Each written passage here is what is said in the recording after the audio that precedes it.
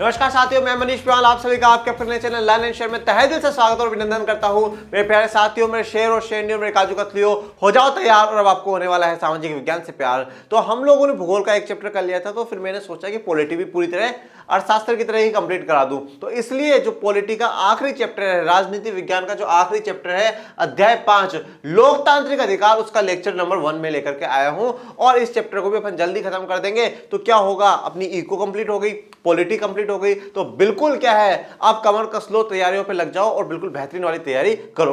तो अपन लोग शुरू करते हैं आज के लेक्चर को। पर आज के लेक्चर में हम क्या क्या पढ़ेंगे, टुडेस टारगेट हमारा क्या क्या है, ग्वांतनामो बे की जेल के बारे में पढ़ेंगे, सऊदी अरब में नागरिक अधिकार, कोसोवो में जातीय नरसंहार, लोकतंत्र में अधिकार और लोकतंत्र में अधिकारों की क्या जरूरत है, ये सारे हमारा आज के टॉपिक से जो हम लोग कवर करने वाले हैं। तो शुरू करते हैं आज के टॉपिक को।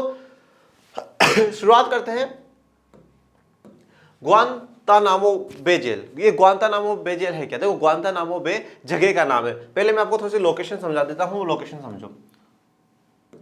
ग्वांतानामो बे क्या है? एक क्यूबा क्या है? एक आइलैंड है। क्यूबा क्या है?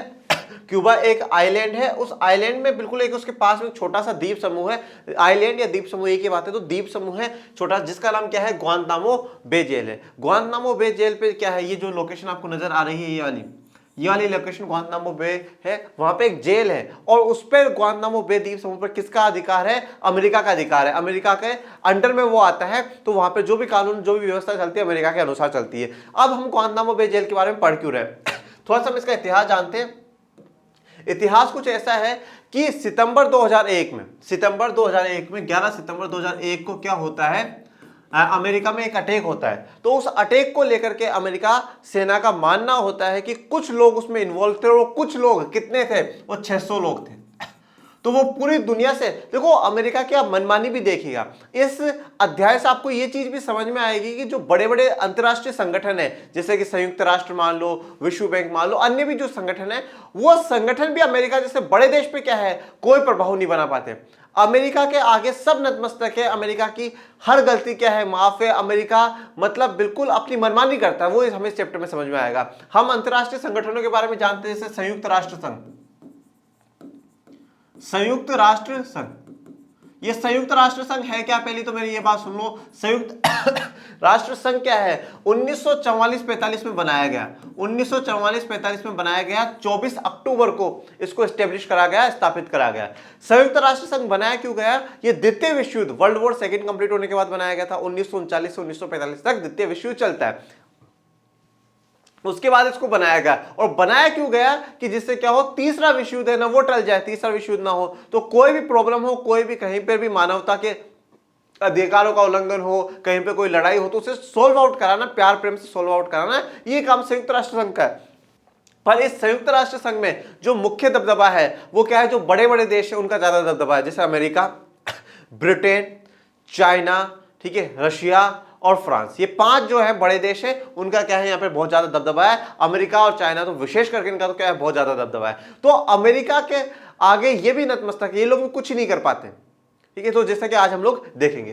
तो ग्वांतानामो बे का जेल, अमेरिकी फौज ने दुनिया भर के विभिन्न स्थानों से 600 लोगों को चुपचाप पकड़ लिया। तो चुपचाप क्या है, पकड़ लिया। और वैसे क्या कहा जाता है, जो कानून है वो ये कहता है, चाहे अमेरिका का हो चाहे कहीं का भी हो, कि अगर आप किसी को अरेस्ट करते हो तो आप उसके फैमिली के बताओ कि हाँ भैया हमने उसे अरेस्ट करा है, ये कारण है, उसे कोर्ट में लेकर के जाओ, सारी व्यवस्था होनी चाहिए। पर अमेरिका वाले ये बिल्कुल भी नहीं करेंगे। 600 लोगों को पूरी दुनिया में से अलग अलग जगहों से उठा लिया और बोला चलो। अब उनको उठाया क्यों, कारण क्या था, वो जानते हैं। इन लोगों को ग्वांतानामो बे स्थित एक जेल में डाल दिया गया। तो मैंने आपको इसकी लोकेशन दिखा दी, ये लोकेशन है, यहां पे ले जाकर के क्या है, जेल में डाल दिया गया। क्यूबा के निकट, क्यूबा क्या है, एक देश है, द्वीपीय देश है बेटा। क्यूबा के निकट स्थित इस टापू पर अमेरिकी नौसेना का कब्जा है। अमेरिकी नौसेना, नौसेना मतलब जो नेवी होती है, जो अमेरिका की नेवी है उसका कंट्रोल है। अमेरिका की नेवी का कंट्रोल होने का मतलब क्या है, अमेरिका का कंट्रोल है, ठीक है। अमेरिका ही क्या है, ग्वांतानामो बे को ध्यान रखती है। तो जो वहां की जेल है वो भी उनके अंडर में, तो वहां पे ले जाकर के क्या है, उनको डाल दिया 600 लोगों को। एक अंतरराष्ट्रीय मानवाधिकार संगठन एमनेस्टी इंटरनेशनल ने ग्वांतानामो बे के कैदियों की स्थिति के बारे में सूचना इकट्ठी की और बताया कि उनके साथ जाति की जा रही है। देखो अब 600 लोगों को इन्होंने पकड़ा क्यों? जब पूछा गया भाई आपने पकड़ा क्यों, तो उन्होंने कहा कि जो सितंबर 2001 में जो अटैक हुआ अमेरिका में, उनमें इन लोगों का हाथ है। तो जब इनके बारे में क्या है, ज्यादा इंफॉर्मेशन बाहर नहीं आने दे रहे थे लोग, ठीक है, ना वहां मीडिया जा पा रहा था, ना को मतलब बहुत बुरी स्थिति में जो एक मानव को अधिकार मिलने चाहिए, जो मानव को अधिकार मिलने चाहिए, वो अधिकार कोई सब नहीं मिल रहा था। तो इसलिए क्या है, एक एमनेस्टी इंटरनेशनल ऑर्गेनाइजेशन है, ये क्या है, संगठन का नाम है, अंतरराष्ट्रीय संगठन है, इसका हेडक्वार्टर आपको लंदन में देखने को मिलेगा।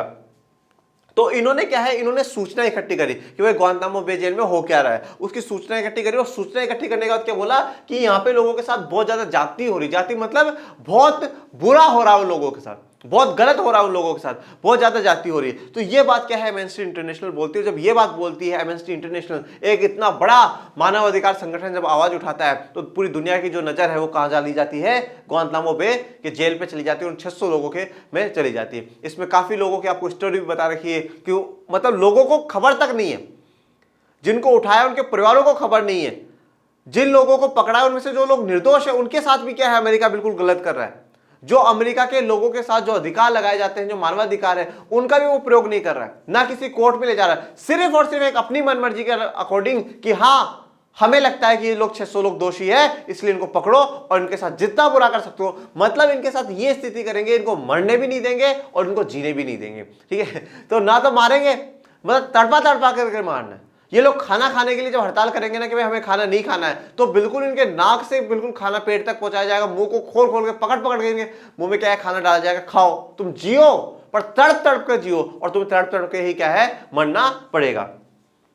उनके साथ अमेरिकी कानून के अनुसार भी व्यवहार नहीं किया जा रहा था। तो जो अमेरिकी कानून है, तो अमेरिकी कानून के अनुसार व्यवहार कर लो भाई, उनका जो कानून है, उनकी व्यवस्था, उसके अनुसार आप क्या करो, उनको ट्रीट करो। तो अमेरिकी कानून में भी तो क्या होगा, समानता तो होगी, वहां के लोगों के साथ तो ऐसा नहीं करते होंगे ना, वहां के लोगों के साथ तो ऐसा नहीं करते होंगे। तो इसलिए क्या है कि जरूरी था कि आप उनके साथ अधिकार है, उनके अधिकार दो, जो मानवाधिकार उनको दो। ये एमनेस्टी इंटरनेशनल वहां का लोगो है, उनकी एक इमेज मैंने आपको दिखाई। अनेक कैदियों ने भूख हड़ताल करके इन स्थितियों के खिलाफ विरोध करना चाहा, पर उनका जबरदस्ती खिलाया गया और नाक के रास्ते उनके पेट में भोजन पहुंचाया गया। तो अब जो लोग कह रहे हैं कि नहीं हमें खाना नहीं खाना, भूख हड़ताल कर रहे हैं, विरोध जता रहे हैं, उनके जबरदस्ती नाक में से मुंह खोल खोल करके उन्हें खाना पहुंचाया गया पेट तक, जिससे कि वो जिंदा रहे। मैंने क्या बोला, ये लोग क्या है मारेंगे भी नहीं और जीने भी नहीं देंगे, तो तड़प तड़प के क्या है ये इनको मारेंगे। जिन कैदियों को आधिकारिक रूप से निर्दोष करार दिया गया था उनको भी नहीं छोड़ा गया। मतलब जो लोग निर्दोष थे ना, उनके साथ भी बिल्कुल बहुत बेकार व्यवहार इन लोगों ने करा है। मतलब वो कह रहे हैं कि हम निर्दोष है, या उनको प्रूफ कर दिया कि हम लोग नहीं थे उस अटैक में, तो भी लोगों ने क्या करा है कि उनके साथ बिल्कुल बहुत बुरी स्थिति और बहुत बुरा व्यवहार करा है। ये बात एमनेस्टी इंटरनेशनल जैसे बड़े अंतर्राष्ट्रीय संगठन कहते हैं। पर मैं पहले शुरुआत में कह चुका हूं कि अमेरिका जैसे बड़े देश के आगे सब नतमस्तक है। एमनेस्टी इंटरनेशनल तो कुछ भी नहीं है, संयुक्त राष्ट्र संघ पूरी दुनिया की नजर उस पर टिकती है। आज 193 देश 193 कंट्रीज संयुक्त राष्ट्र संघ की मेंबर है। पर ये संयुक्त राष्ट्र संघ मुझे कभी कभार है ना, ये जितने भी अंतरराष्ट्रीय संगठन है ना, इन पे इसीलिए गुस्सा आता है। संयुक्त राष्ट्र संघ देख लीजिए, विश्व बैंक देख लीजिए, अंतरराष्ट्रीय मुद्रा कोष देख लीजिए, ये सब क्या है, ये बायस्ड लोग हैं, ये बायस्ड संगठन है, भेदभाव करने वाले संगठन है। जो बड़े देश हैं, जो पूंजीवादी देश है, जहां पे बहुत अमीर है, बहुत पैसा है, वहां पे उनके साथ तो अच्छा करते हैं, और जो बेचारा गरीब देश है, पिछड़े देश है, उनके साथ गलत व्यवहार करते हैं। क्यों? अब अगर इनमें सच में इतना दम था तो अमेरिका के ऊपर कोई एक्शन लेकर के दिखाते, पर नहीं लिया, बिल्कुल भी अमेरिका के ऊपर कोई भी एक्शन नहीं लिया। पर अगर यही घटना अगर किसी अफ्रीका के देश में हो जाती, एशिया के किसी देश में हो जाती, चाइना को छोड़ करके, रूस को छोड़ करके, तो ये उस पे मतलब इतना कर देते कि भाई तुम ऐसा नहीं ऐसा करो, तुम ऐसा नहीं ऐसा करो।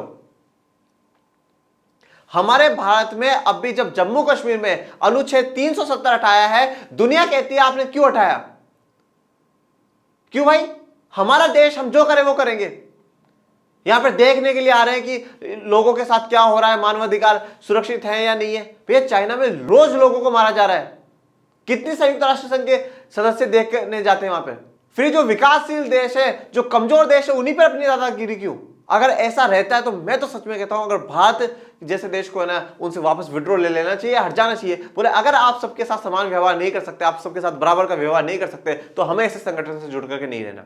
हमारा देश बहुत बहुत बड़ी एक ताकत है, पर जब तक हम किसी को अपनी ताकत नहीं दिखाएंगे ना तो महसूस नहीं कर पाएंगे। तो मैं आपको बताऊंगा, सच में मुझे बहुत गुस्सा आता है ऐसे संगठनों पे जब वो बड़े देशों के खिलाफ कोई भी एक्शन नहीं ले पाती। संयुक्त राष्ट्र द्वारा कराई गई एक स्वतंत्र जांच से भी इन बातों की पुष्टि हुई। तो संयुक्त राष्ट्र ने क्या, एक स्वतंत्र जांच तो कराई और उसे पुष्टि हो गई कि भाई उनके साथ बहुत बेकार हो रहा है। ये संयुक्त राष्ट्र का क्या है, लोगो है, ये आपको दिख रही है ओलिव लीव्स है। ओलिव लीव्स क्या होता है, शांति का प्रतीक के लिए इस्तेमाल होती है और बीच में पूरी दुनिया आपको दिख रही है, मतलब पूरी दुनिया में ये लोग क्या है, शांति का काम करेंगे, ठीक है। और शांति भी है ना, मतलब वही दिखाएंगे कि हाँ हाँ देखो भैया है ना, हमने काम करा। जो छोटे देश है, जो कमजोर देश है, जैसे कि मान लो मैं हूं, मैं मेरे घर में सबसे छोटा हूं, तो अब मैं बड़ों को तो कुछ ही नहीं कह सकता, पर मेरे से जो छोटे, मेरे भतीजा है, मेरे भतीजी है, जब भी मुझे गुस्सा आएगा तो मैं उनके जाकर 2 थप्पड़ मार लूंगा। क्यों? क्योंकि वो छोटे हैं, बड़ों को तो मैं कुछ बोल नहीं सकता। तो ये भी क्या है कि ये बड़े बड़े जो देश है ना, अमेरिका हो गया, चाइना हो गया, उनको तो कुछ नहीं बोलेगा, पर बाकी जो दूसरे देश है ना, उन पर अपनी दादागिरी दिखाएगा। देखो विश्व बैंक भी बोलता है हम तुम्हें पैसा जब देंगे जब तुम ऐसा काम करोगे। क्यों भाई, क्यों? हम लोग भी तो हिस्सा दे रहे हैं ना। विश्व बैंक में हर देश अपनी जीडीपी के अनुसार हिस्सा देता है, विश्व बैंक में दे रहा है, संयुक्त राष्ट्र संघ में हम लोग हर बार बजट में मिला रहे हैं। ऐसे संगठनों को भारत जैसे देशों को छोड़ देना चाहिए और हटना चाहिए पीछे, क्योंकि अगर सबके साथ समान व्यवहार नहीं हो सकता तो फिर हम ऐसे संगठनों को नहीं मानते। संयुक्त राष्ट्र संघ के महासचिव ने कहा कि गुआंतानामो बे जेल को बंद कर देना चाहिए। अमेरिकी सरकार ने इन अपीलों को मानने से इनकार कर दिया। अब क्या बिगाड़ लिया आपने अमेरिका का? क्या बिगाड़ा अमेरिका का? अमेरिका के ऊपर स्ट्रिक्ट एक्शन लिया, संयुक्त राष्ट्र संघ से बाहर करा, अमेरिका को नहीं करा, कोई चेतावनी दी नहीं दी, सिर्फ बोल दिया जेल को बंद कर दो। ठीक है, कर दो कर दो। अमेरिका ने मना कर दिया, ये भी बैठ गए। इन संगठनों का है ना जो भेदभावपूर्ण चेहरा है उससे नफरत है। अब आते हैं, तो ये तो एक घटना हो गई अमेरिका वाली, गुआंतानामो बे जेल में जो उनके साथ गलत हो रहा वो ये। अब हम लोग जानते हैं सऊदी अरब में, सऊदी अरब के बारे में आपने सबने सुना होगा। भैया सऊदी अरब जैसा देश भी गजब ही है भैया, खूब पैसा है वहां पर घूमने फिरने के लिए, इंजॉयमेंट के लिए। अगर आपको कहीं जाना हो ना, सऊदी अरब जाओ, बढ़िया है, खूब घूमो फिरो, खूब एंजॉय करो, मजे करो, बढ़िया देश है, ठीक है। पर वहां पे क्या है, तो उसे नागरिक अधिकार नहीं है। सऊदी अरब में जो नागरिक अधिकार है वो कमजोर है, नागरिक अधिकार नहीं है। विशेष कर करके क्या है, जो गैर मुस्लिम है उनके लिए कोई अधिकार नहीं है, महिलाएं हैं उनके लिए कोई अधिकार नहीं है। तो अधिकार होना जरूरी है। हम आज के इस लेक्चर को आगे तक देखेंगे कि अधिकारों का जीवन में क्या रोल है। इसके बाद हम एक कोसोवो की स्टोरी आपको और बताऊंगा, उससे आप समझ जाओगे कि अगर जीवन में अधिकार होंगे और अगर नहीं होते तो क्या होता हमारे साथ। अब देखो क्या क्या आपके जो कानून है वो क्या क्या कहते हैं। देश में एक वंश का शासन चलता है, एक ही वंश का शासन चलता है, और मतलब क्या होता है, राजतंत्र है वो। राजतंत्र है, लोकतंत्र नहीं है, राजतंत्र है। एक ही वंश का शासन चलता है और राजा या शाह को चुनने या बदलने में लोगों की कोई भूमिका नहीं होती है। तो राजा को चुनने में, मतलब जो शाह होता है वहां का, उसको चुनने में और हटाने में लोगों की कोई भूमिका नहीं होती। ये जैसे अभी वहां के शाह है या राजा आप कह सकते हो सलमान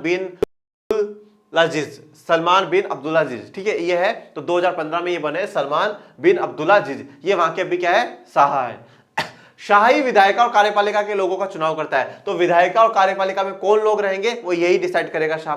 जजों की नियुक्ति भी शाह करते हैं और वे उनके फैसलों को पलट भी सकते हैं। तो जज जो आपको न्याय देंगे उन जजों की भी नियुक्ति कौन करेगा, शाह करेगा। और शाह उनके फैसलों को बदल सकता है। जो राजा है वो उनके फैसलों को बदल सकता है। बिल्कुल भाई तुमने ये फैसला दिया, नहीं मुझे पसंद नहीं आया, हटाओ उसको फैसले को, ये मेरा खास आदमी, इसके फैसले के खिलाफ नहीं जाएगा, इसके फैसले पक्ष में जाएगा। लोग कोई राजनीतिक दल या संगठन नहीं बना सकते। मीडिया शाह की मर्जी के खिलाफ कोई भी खबर नहीं दिखा सकती। तो आप वहां पर कोई राजनीतिक दल नहीं बना सकते क्योंकि चुनाव नहीं हो रहे, ठीक है। लोकल लेवल पर होंगे पर बड़े लेवल पर हो नहीं रहे, तो राजनीतिक दल नहीं बनाओगे। संगठन आप कोई नहीं बना सकते, जैसे संगठन बना करके क्या है, कल को आप शाह का या राजा का विरोध करोगे तो वो करने नहीं देना। और मीडिया कोई भी चीज शाह से पूछे बिना नहीं छाप सकती, राजा से पूछे बिना नहीं छाप सकती, और उसके खिलाफ तो बिल्कुल भी नहीं। कोई धार्मिक आजादी नहीं है, सिर्फ मुसलमान ही यहाँ के नागरिक हो सकते हैं। तो धार्मिक आजादी कोई भी नहीं है, सिर्फ और सिर्फ मुस्लिम ही क्या है, ये एक मुस्लिम राष्ट्र है, यहाँ पर मुस्लिम ही क्या है, वहाँ का नागरिक बन सकता है। बाकी जो धर्म के लोग हैं वो जा सकते हैं अपने काम के लिए। आप कुछ वहाँ काम करना चाहते हो, कोई प्रोफेशन है वो करना चाहते हो, बिजनेस करना चाहते हो, आप कर सकते हो। पर नागरिकता अगर आपको मिलेगी तो नागरिकता के लिए शर्त है आप मुसलमान हो। यहां रहने वाले दूसरे धर्मों के लोग घर के अंदर ही अपने धर्म के अनुसार पूजा पाठ कर सकते हैं, उनके सार्वजनिक धार्मिक अनुष्ठान पर रोक होती है। अब मान लो कोई भी दूसरे धर्म का रहता है, हिंदू धर्म का रहता है, तो भैया आपको वहां पे बाहर मंदिर बनाने की इजाजत नहीं है, आपको वहां पे बाहर क्या है पूजा पाठ करने की इजाजत नहीं है। अगर आप ईसाई हो तो आपको बाहर चर्च बनाने की इजाजत नहीं है, आपको वहां अपनी जो प्रार्थना है वो करने की इजाजत नहीं है। ठीक है। यहाँ पे अगर सिर्फ और सिर्फ कुछ होगा तो बड़ी बड़ी मस्जिदें होंगी, ठीक है, वो होगा। और उसके अलावा क्या है, अगर आप किसी दूसरे धर्म के हो तो आप अपने घर के अंदर ही, आप अपने घर के अंदर ही पूजा पाठ कर सकते हो। सार्वजनिक पूजा पाठ या कोई अनुष्ठान वहां पे नहीं कर सकते सऊदी अरब में। ये क्या दिखाता है, ये कि धर्म के प्रति क्या है, समानता वहां पे नजर नहीं आ रही है। औरतों को वैधानिक रूप से मर्दों से कमतर का दर्जा मिला हुआ है और उन पर कई तरह की सार्वजनिक पाबंदियां लगी हुई है। तो औरतों को वैधानिक रूप से क्या है, मर्दों से कम, वैधानिक मतलब लीगल रूप में, लीगल रूप में भी क्या है, वहां पर पुरुष प्रधान है, पुरुष ज्यादा इंपॉर्टेंट है, महिलाएं नहीं है। महिलाओं को वोट देने तक का भी अधिकार नहीं था। सऊदी अरब सबसे आखिरी वाला देश है जिसने क्या है, महिलाओं को अधिकार दिया है 2015 में। 2015 में सऊदी अरब ने महिलाओं को वोट डालने का अधिकार दिया, उससे पहले वोट डालने का अधिकार भी नहीं था। तो ये स्थिति है सऊदी अरब में, महिलाओं की स्थिति बहुत बुरी है। तो क्या है, वहां पे महिलाओं को वोट देने का अधिकार भी नहीं था। वैधानिक रूप से उनको पुरुषों से क्या है, उनकी तुलना करी गई और पुरुषों को बड़ा बताया गया और महिलाओं को कम। और काफी जगह सार्वजनिक पाबंदियां है, मतलब पब्लिक प्लेस में नहीं जा सकती, जाएंगी तो ऐसे कपड़े होने चाहिए, ऐसी ड्रेस होना चाहिए, ऐसा ड्रेस कोड होना चाहिए, इस तरीके से व्यवहार होगा। तो सारी काफी कुछ पाबंदियां महिलाओं पे लगा रखी है। मर्दों को जल्दी स्थानीय निकाय जो लोकल लेवल की गवर्नमेंट होती है, अपने पंचायती राज और सरपंच ही चुनते हैं ना आप लोग, पार्षद, वो के चुनाव के लिए मताधिकार मिलने वाला है, जबकि औरतों को यह अधिकार नहीं मिलेगा। तो औरतों को क्या है, वो अधिकार नहीं मिला, पर वो 2015 में मिल चुका है, औरतों को वोट डालने का अधिकार मिल चुका है। तो हमारी दो कहानियां हो गई, ग्वांतानामो बे जेल की पढ़ ली और अब हमने सऊदी अरब की पढ़ ली। अब जानते हैं कोसोवो में जातीय नरसंहार। कोसोवो में जातीय नरसंहार, कोसोवो पुराने यूगोस्लाविया का एक प्रांत था जो अब टूटकर अलग हो चुका है, ठीक है। तो यूगोस्लाविया पहले एक बहुत बड़ा प्रांत था, बहुत बड़ा रीजन था, फिर बाद में टूट करके अलग अलग कंट्रीज में बढ़ चुका है। अब उसका एक कोसोवो क्या है, एक पार्ट है। तो ये देखो आप, ये आपको दिख रहा है, छोटा सा है, जो रेड वाले पार्ट में आपको दिख रहा होगा मैप में, यहाँ पे ये वाला जो भाग है, ये इटली वाला भाग है। तो इटली के इस साइड में आप देख लीजिएगा, यहाँ पर आपको क्या है, कोसोवो देखने को मिलेगा, ठीक है। तो कोसोवो है। इस प्रदेश में अल्बानियाई लोगों की संख्या बहुत ज्यादा थी, पर पूरे देश के लिहाज से सर्ब लोग बहुसंख्यक थे। देखो अल्बानियाई क्या है, अल्बानियाई और सर्ब, यहाँ पे दो ग्रुप है, अल्बानियाई और सर्ब। सर्ब की क्या है, बहुसंख्यक है। पूरे देश में अगर सबसे ज्यादा बहुसंख्यक है, बहुसंख्यक का मतलब क्या होता है, बहु मतलब आपने हिंदी में पढ़ा होगा एक वचन, द्विवचन और बहुवचन। तो बहु मतलब क्या होता है, एक से ज्यादा। बहु मतलब बहुत, संख्या मतलब ज्यादा, संख्या गिनते हो ना 1 2 3, तो बहुत ज्यादा संख्या जिनकी हो वो क्या होते हैं, बहुसंख्यक होते हैं। तो सर्ब जो समुदाय है वहां का, वो क्या है, बहुसंख्यक है, उनकी संख्या ज्यादा है। उग्र सर्ब राष्ट्रवाद के भक्त मिलोशेविक ने यहां के चुनाव में जीत हासिल कर ली। अब क्या हुआ, वहां पे चुनाव हुए और वहां पे चुनाव में उग्र सर्ब राष्ट्रवाद, तो राष्ट्रवाद तो है पर उग्र है। और वो राष्ट्रवाद क्या है, सिर्फ और सिर्फ जो हमारे समुदाय के लोग हैं वही मान रहे, उन्हीं को सारा प्रोफेशन, उन्हीं को सारा काम मिले। तो मिलोशेविक ने क्या है, चुनाव में जीत लिया वहां पे। उनकी सरकार ने कोसोवो के अल्बानियाई लोगों के प्रति बहुत ही कठोर व्यवहार किया। तो अल्बानियाई लोगों के प्रति क्या, बहुत कठोर व्यवहार होगा, बहुत उनके साथ गलत किया जाएगा।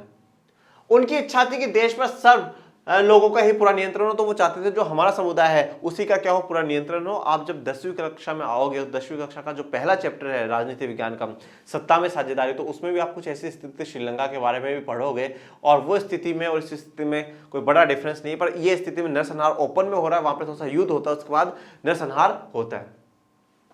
अनेक सर्ब नेताओं का मानना था कि अल्बानियाई लोगों जैसे अल्पसंख्यक या तो देश छोड़कर चले जाए या सर्बों का प्रभुत्व स्वीकार कर ले। अब इनकी क्या मांग है, जो सर्ब है, जो बहुसंख्यक है, वो क्या कह रहे हैं, या तो अल्बानियाई जो लोग हैं, जो अल्पसंख्यक है, वो या तो देश छोड़ करके चले जाए, या तो आप क्या है, देश को छोड़ दो, और या फिर क्या है, आप हमारा प्रभुत्व स्वीकार कर लो। प्रभुत्व का मतलब क्या है, आप हमारे अंडर में रह, जैसा हम बोलेंगे वैसा काम आपको करना है। आप कभी अपने अधिकारों की मांग नहीं करोगे, जैसे हम कहेंगे वैसे रहो, तो आप हमारे अंडर में रहो। तो ये बात उनकी नहीं थी।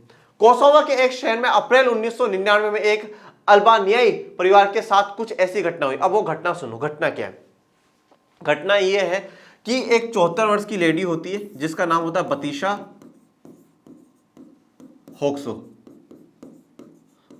होक्सा, और उनके हस्बैंड है 77 वर्ष के इजेत। क्या नाम है, इजेत, ठीक है।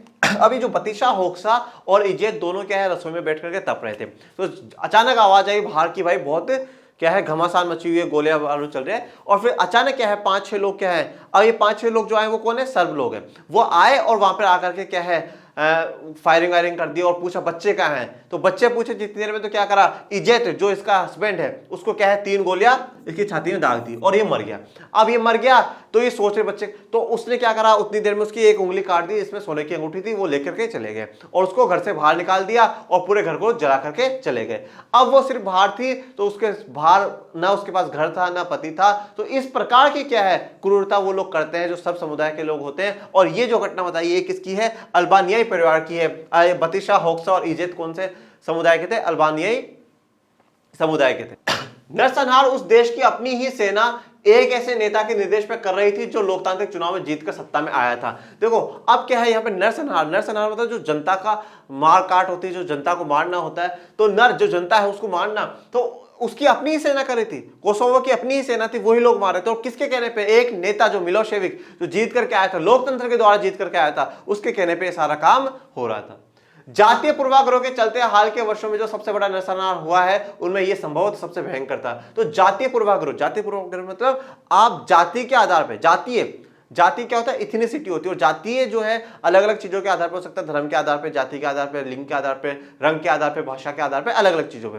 तो ये जो जातीय पूर्वाग्रह मतलब आप पहले से पूर्व ग्रह कर लो, आप पहले से सोचो। जैसे आज हमारे देश में भी क्या होता है, हम एक माइंड सोच बना रखी है, भाई उस जाति के लोग हैं ना वो ऐसे होते हैं, ठीक है, और हम इस जाति के हम ऐसे सुपीरियर हैं, हम उस जाति के हैं हम थोड़े से बैकवर्ड हैं, वो थोड़े से सुपीरियर है, ठीक है, या हम इस धर्म के हैं हमारा अच्छा है, वो उस धर्म के लोग ऐसे होते हैं, ऐसा करते हैं, वैसा करते हैं। तो सब जो क्या है हमारे दिमाग में बना हुआ है। ऐसे हमने महिलाओं के लिए बना रखा है, नहीं जो लड़कियां हैं वो कमजोर होती है, उनको घर का काम करना चाहिए, उनको बाहर जाकर के, ये जो पूर्वाग्रह हमने पहले से दिमाग में जो चीजें सेटअप कर रखी हैं वो क्या है, उस आधार पर जो भी नरसंहार हुआ शायद उसमें सबसे भयंकर नरसंहार कोसावो का है।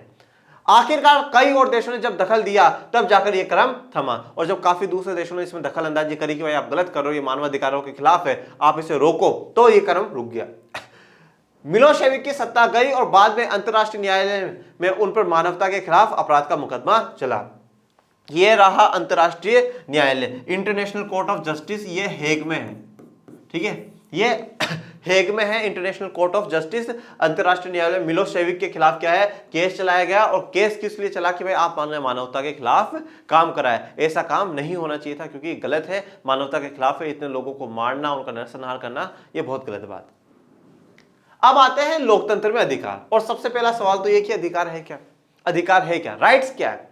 देखो राइट होना बहुत जरूरी है। एक बात बहुत इंपॉर्टेंट बात है, आप हमेशा ध्यान रखिएगा, अधिकार भी जरूरी है और दायित्व भी जरूरी है। दायित्व क्या होता है, ड्यूटीज होती है हमारी, ठीक है, ड्यूटीज होती है।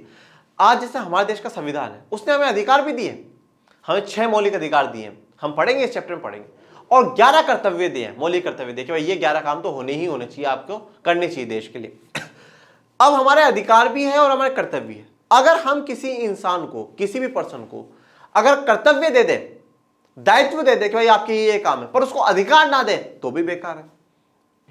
और अगर हम सिर्फ और सिर्फ लोगों को अधिकार दे दे, कर्तव्य ना दे, तो वो भी बेकार है।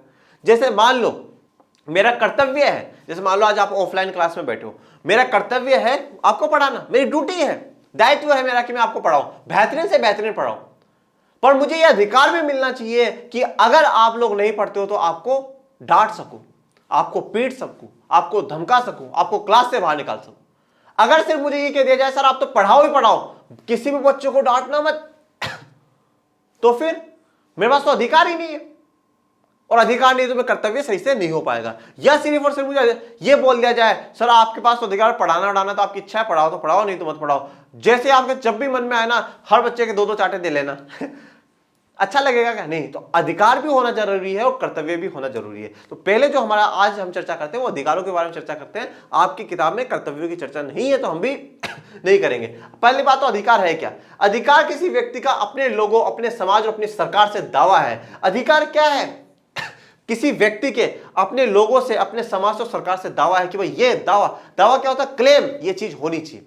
जैसे आज हमारे देश में क्या है, समानता का अधिकार है। हम दावा करते हैं सरकार के सामने कि समानता होनी चाहिए। अगर कहीं किसी के साथ छुआछूत, जातिवाद होता है, भेदभाव होता है, वो नहीं होना चाहिए। दावा कर रहे हैं हम लोग क्योंकि समानता का अधिकार है। जाति, धर्म, लिंग के आधार पर भेदभाव नहीं होना चाहिए, नहीं होना चाहिए, दावा कर रहे हैं। तो ये दावा है ना, क्लेम है, वो जरूरी है। हम सभी खुशी से रहना चाहते हैं, बिना डर के रहना चाहते हैं और अपमानजनक व्यवहार से बचकर जीना चाहते हैं। और हम कोई भी अपमानजनक व्यवहार नहीं चाहते। अभी अपमानजनक व्यवहार का मतलब क्या है भाई? कोई आपको आपको अपने शारीरिक रूप के अनुसार, मतलब मान लो रंग के आधार पे, आपकी हाइट के आधार पे, आपके उस आधार पे अगर आपके साथ भेदभाव करे, वो भी गलत है। कोई आपको जाति की गाली दे करके बोले, वो भी गलत है। कोई आपको धर्म के नाम पर चिढ़ा करके बोले, वो भी गलत है। कोई आपको लड़का या लड़की के भेद कर करके आपको बुलाए, वो भी गलत है। अपमानजनक व्यवहार कोई भी नहीं चाहता। और ये सब कैसे मिलेगा, कब मिलेगा? जब हमें अधिकार मिलेगा।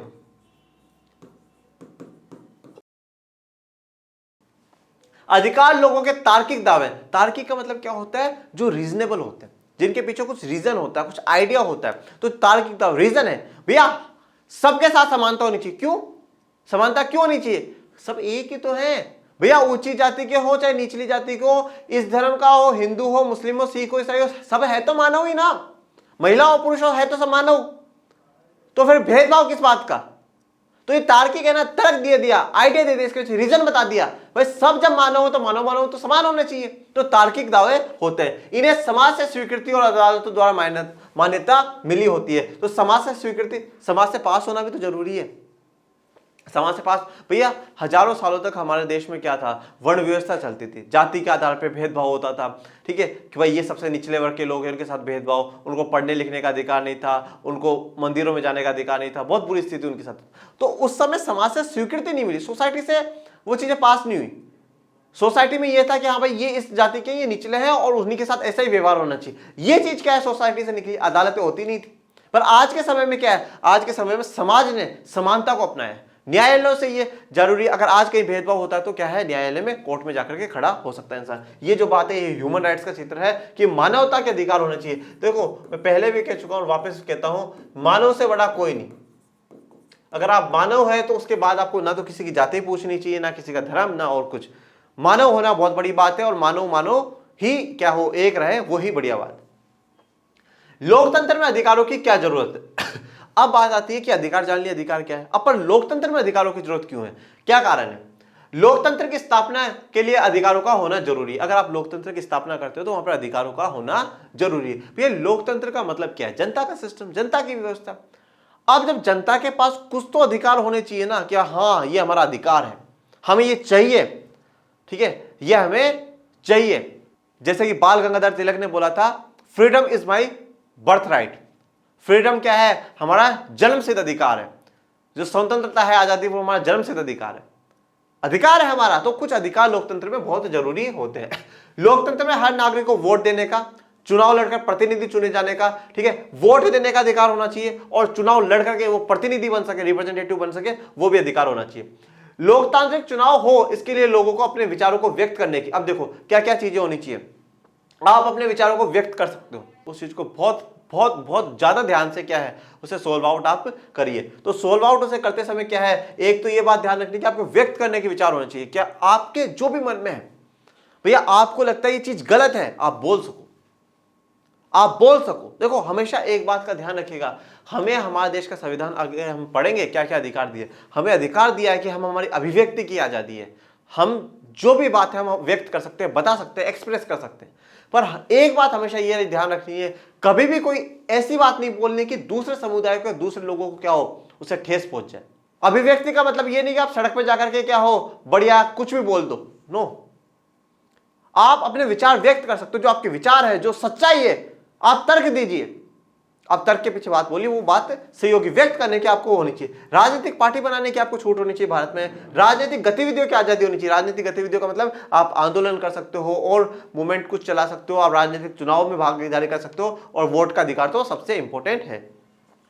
लोकतंत्र में अधिकारों की एक खास भूमिका भी है, और लोकतंत्र में क्या है, अधिकारों की बहुत इंपॉर्टेंट रोल है।